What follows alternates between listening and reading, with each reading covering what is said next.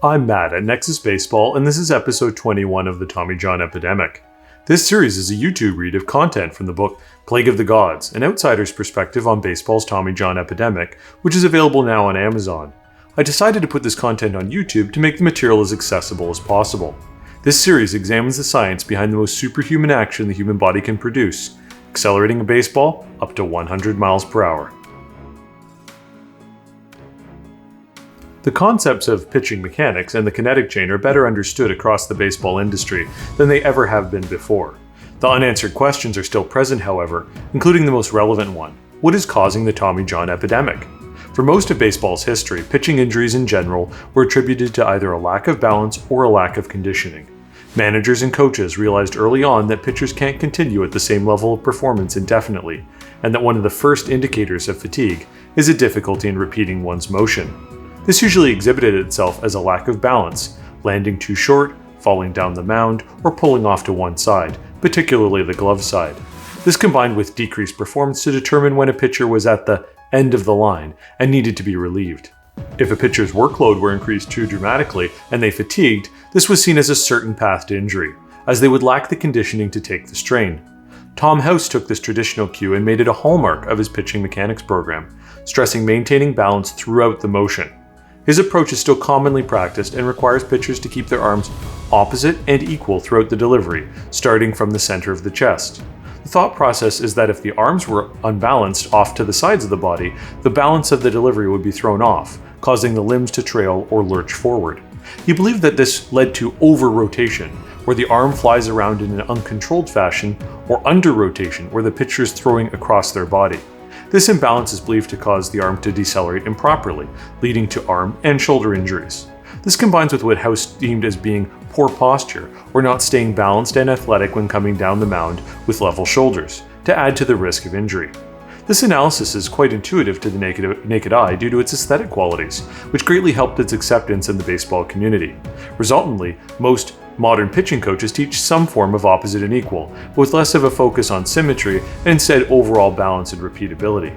The key is that timing and sequencing, critical to ensuring the kinetic chain occurs in the same sequence repeatedly, can only be enhanced by maintaining consistency and balance while coming down the mound. This is also why resistance training and cross-training became relatively accepted in the following years, as balance is primarily a function of muscular strength, and resistance training without question improves that strength. Sometimes trained imbalances to the posture are also utilized, usually to throw from a higher arm slot. Called Collateral Tilt, this position involves the pitcher keeping their hips flat, but pulling off the torso to the glove side to come over the top with the baseball, enhancing the downhill plane of the ball to the plate. The goal of this is to make the ball harder to track, coming from well over the batter's head and diving to the plate, particularly with the sinker fastball pitch, induces the batter to hit the ball down and into the ground rather than being able to lift it in the air for a line drive or a fly ball. While the collateral tilt position was quite popular in the 1980s and 90s, it has fallen out of favor due to the perceived issues with balance and associated injury risks, as well as due to the arguments against its effectiveness in inducing ground balls. Both balance and collateral tilt, however, while likely the cause of some injuries, cannot be correlated with the increase in Tommy John surgery since 2010. There are fewer throwers with excessive tilt, and no perceptible league-wide increase in pitchers throwing out of balance, with better kept mounds and more eyes on pitchers for signs of fatigue than ever before. The other long-standing cause of injury that was historically noted was the additional stress the use of the pitching mound may create on the arm. Pitchers throw from the top of a 10-inch mound that slopes down at the rate of 1 inch per foot towards the plate. Whether pausing at the top and falling down the mound, or staying low to drive off the rubber, the pitcher is always going to impact the mound slope with their front foot lower than their back foot. The cleats dig into the clay, stopping forward movement and initiating the acceleration phase of the throwing motion.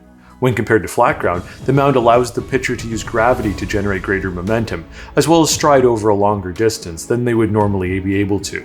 This abrupt stop and added momentum have long been thought to cause additional stress to the pitcher's arm and shoulder.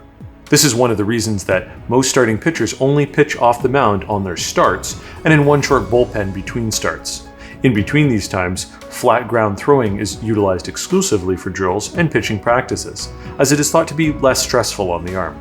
There is an argument that this is the case, as usually pitchers are able to throw with slightly more velocity from the mound than on flat ground, showing that there is some element of straight line momentum adding to the velocity of the pitch.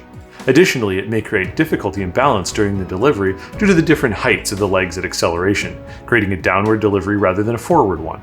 Stress notwithstanding, the mount itself is an unlikely culprit, as it has remained the same 10-inch height since the 1960s, when it was standardized and lowered from the much more aggressive 15-inch slope it was previously.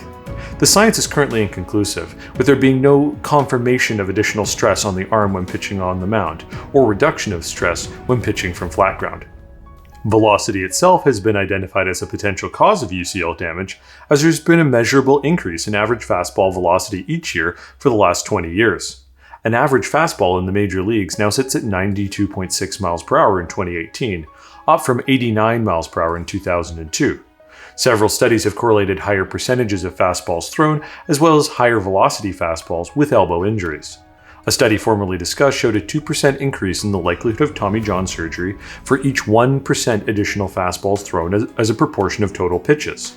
This would equate to a pitcher raising their proportion of fastballs from 50%, for example, to 60%, and having a 20% higher risk of Tommy John surgery than a pitcher that did not do so. As mentioned previously, there are a lot of difficulties with such studies, including the case of percentages thrown.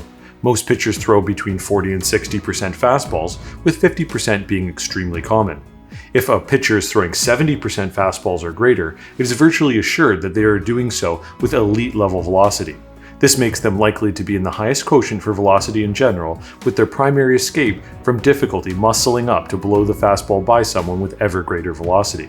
Is it the velocity itself that is causing the damage, or how they are achieving it? According to Jeff Zimmerman of the Hardball Times, pitchers that throw 93 miles per hour or harder are almost twice as likely to end up on the injured list than those that do not throw over 90 miles per hour.